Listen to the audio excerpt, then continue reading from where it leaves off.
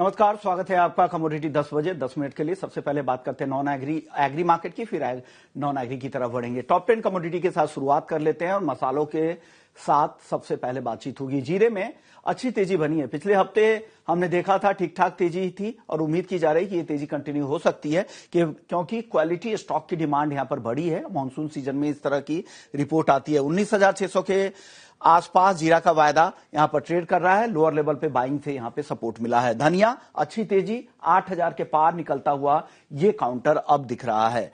हल्दी की बात करें तो हल्दी में हल्की तेजी हमने पिछले सत्र में देखी थी। आज देखते हैं किस तरह का कारोबार हो रहा है, लेकिन इस बार के जो स्विंग के नंबर है वो काफी ज्यादा है। हालांकि इस बार के मानसून में यह भी कहा जा रहा है कि अगस्त की बारिश ने फसलों को भी नुकसान दिया है। हल्दी के बाद ग्वारगम ग्वारसीड 9,775 के आसपास ग्वारगम बेहद सीमित दायरे में कारोबार हमने पिछले सत्र में देखा था और ग्वारसीड का वायदा अगर आप देखें तो 5,250 के करीब ये काउंटर ट्रेड कर रहा है। कैस्टर की बात करते हैं। कैस्टर सीड 6,725 के आसपास यहां पर लोअर लेवल पे बाइंग है। कहा जा रहा है कि कैस्टर ऑयल का एक्सपोर्ट यहां पर बढ़ने की उम्मीद है। चाइना से डिमांड की उम्मीद में ये सपोर्ट फिर से मिला है। अब बात पाम तेल की करते हैं। पाम तेल में आज 1.5% के आसपास की तेजी, रूपी नहीं रिंगिट है। 4,530 रिंगिट के आसपास मलेशियाई पाम तेल का वायदा ट्रेड कर रहा है। कपास की अगर चाल देखें तो 1,590 रुपए के नीचे एनसीडीएक्स पर कपास का वायदा ट्रेड कर रहा है और आइस कॉटन 66.5 सेंट के करीब ट्रेड कर रहा है। कपास खली अच्छी तेजी के बाद 3450 के ऊपर हल्की मुनाफा वसूली पिछले सत्र में हमने आखिरी घंटे में देखी। 3450 के करीब पिछले सत्र की क्लोजिंग है। आज मेंथा ऑयल में को देखें तो आज 1% कमजोर दिख रहा है। 945 रुपए के आसपास ये काउंटर ट्रेड कर रहा है। हमारे साथ दिनेश सोमानी जी हैं प्रो इंटेलीट्रेड सर्विसेज से। बहुत बहुत शुक्रिया दिनेश जी। सबसे पहले हमेशा की तरह हल्दी से ही शुरुआत कर लेते हैं सर। हल्दी को लेकर सर क्या खबर है? जी बिल्कुल, आज निजामाबाद में 1500 बोरी की अराइवल्स है और बाकी जो मराठवाड़ा की मंडियां ये काफी ज्यादा बंद है। वहां पे जो गणपति का त्योहार है और कुछ इश्यूज के चलते वहां मंडियां बंद है। साथ ही साथ में जो एनसीडीएक्स की रिपोर्ट आ रही थी क्वालिटी कंसर्न को लेके, वो डेट भी शायद 29 के आसपास हो चुकी है, तो उस पर भी कोई निष्कर्ष निकल कर नहीं आया है। ओवरऑल मुझे लगता है कि 13,000 का सपोर्ट जो है अक्टूबर कॉन्ट्रैक्ट लेकर चलेगा। ऊपर में 13,600 का रेजिस्टेंस है या 600 रुपए का दायरा मुझे लगता है कि आने वाले 3 से 4 दिन में मेंटेन करता हुआ नजर आता है। ओके, तो हल्दी को लेकर ये 600 का दायरा आपको दिख रहा है। सर जीरा अच्छी तेजी है, क्या दम है इस तेजी में? जीरा आपको लग रहा है कि 20,000 के ऊपर जाके टिक पाएगा?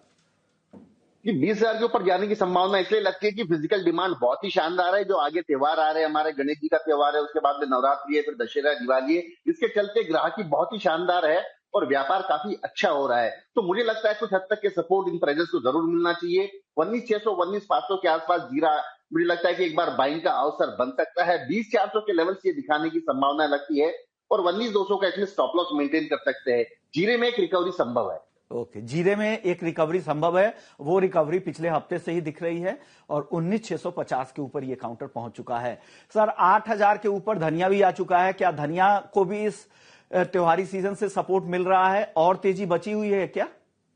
जी बिल्कुल, स्ट्रॉन्ग काउंटर है। मतलब एक 100 रुपया 150 रुपए का भी डिप देने के लिए राजी नहीं है। मुझे लगता है कि 79-20 के आसपास इसमें खरीदारी दोबारा लौट कर आ सकती है। 8060 8240 की अपसाइड मुझे धनिया में लगता है और डाउनसाइड में लगता है कि 77-70 का इसमें स्टॉप लॉस मेंटेन करना चाहिए। ओवरऑल मुझे लगता है कि डिमांड यहाँ पर भी शानदार है। स्टॉक्स घटते जा रहे हैं और डीमैट में मात्र सिर्फ बहुत लिमिटेड स्टॉक है। इसके चलते मुझे लगता है कि धनिया एक स्ट्रॉन्ग काउंटर इमर्ज होकर आ सकता है। ओके, धनिया एक मजबूत काउंटर आपको यहां से लग रहा है। चलिए, मसालों के बाद ग्वारसी ग्वारगम की बता दीजिए, यहां पर कुछ तेजी लग रही है आगे? जी बिल्कुल, 5200 का बेस ग्वारसीड बना के चल रहा है। अभी वहां पे जो प्रोड्यूसिंग एरियाज है वहां पर बरसात हुई है और उसी के चलते में थोड़ा सा गैप डाउन ओपनिंग आज देखने मिला है। बट मुझे लगता है कि 5200 के स्तर पे ग्वारसीड को सपोर्ट मिलने की पूरी संभावना है।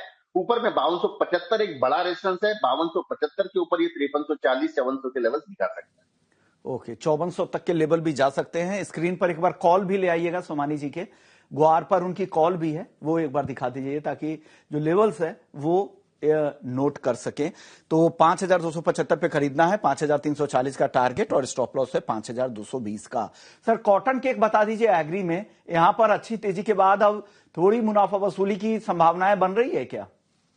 जी बिल्कुल, 3340 के लेवल्स के आसपास ये ट्रेड कर रहा है। यहाँ से 10 से 15 रुपए अगर घटता है तो I think cotton seed oil की एक सबसे स्ट्रॉन्ग काउंटर लगता है। यहाँ से ऊपर में करीब करीब मुझे लगता है कि ये 3440 के आसपास बाय करना चाहिए। 3510 3540 के अपसाइड टारगेट मुझे नजर आते हैं, और डाउनसाइड मुझे लगता है करीब करीब 3410 का इसमें स्टॉप लॉस मेंटेन करना चाहिए। ओके, 3410 के नीचे का स्टॉप लॉस, 3440 के आसपास खरीदे, 3500 के ऊपर जाने की संभावना है इस काउंटर की। चलिए नॉन एग्री की शुरुआत कर लेते हैं। नॉन एग्री में सोने चांदी में आज सुस्ती जरूर दिख रही है, लेकिन शुक्रवार के सत्र में अच्छी तेजी थी। आगे क्या हो सकता है सर सोने चांदी में? इस हफ्ते का आउटलुक क्या है और आज क्या करना चाहिए ट्रेडर में को?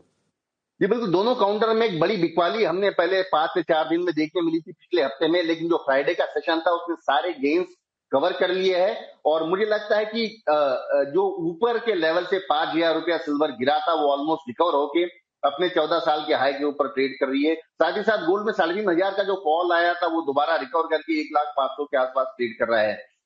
मुख्यतः अगर मैं गोल्ड की बात करूं तो मुझे लगता है कि 1,01,000 के अराउंड इसमें बाइंग निकलकर दोबारा आ सकती है। 1,05,000 1,0850 की अपसाइड टारगेट, और 99,800 का इसमें स्टॉप लॉस मेंटेन करना चाहिए।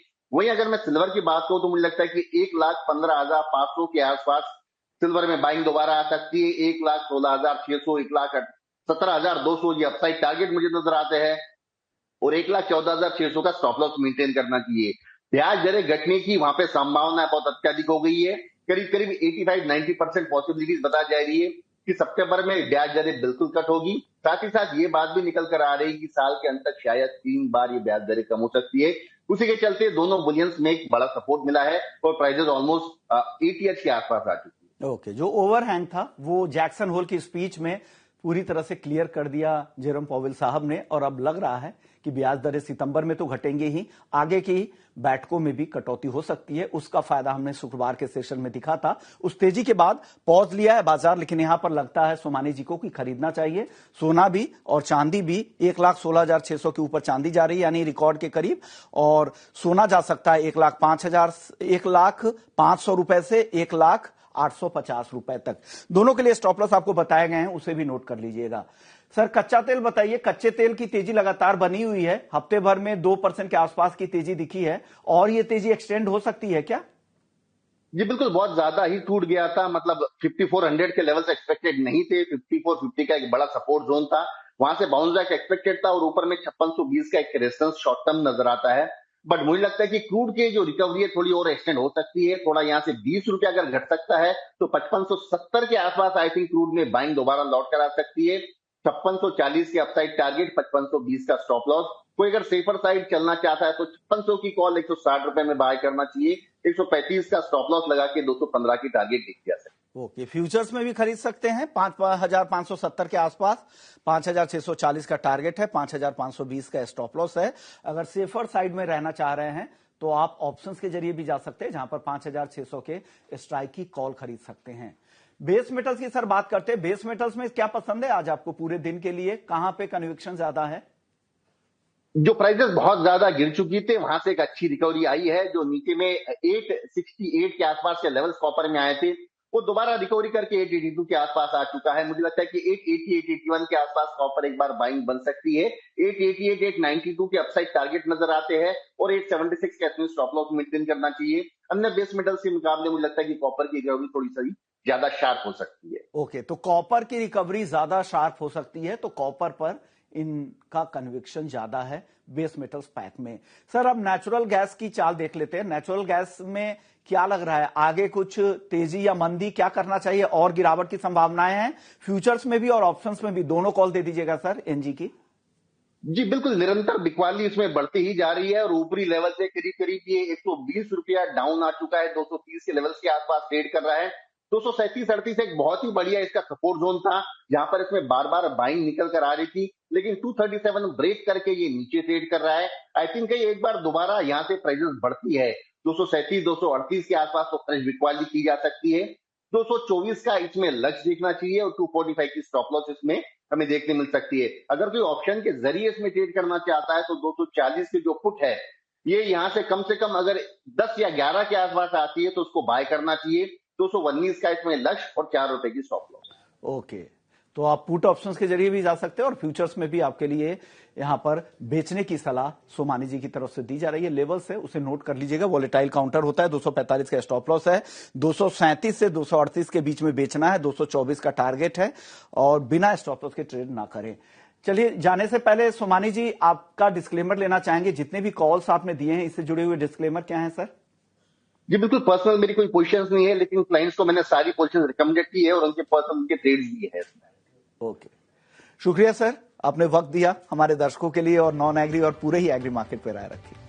चलिए, कमोडिटी 10 बजे में फिलहाल इतना ही। ब्रेक के बाद हमारे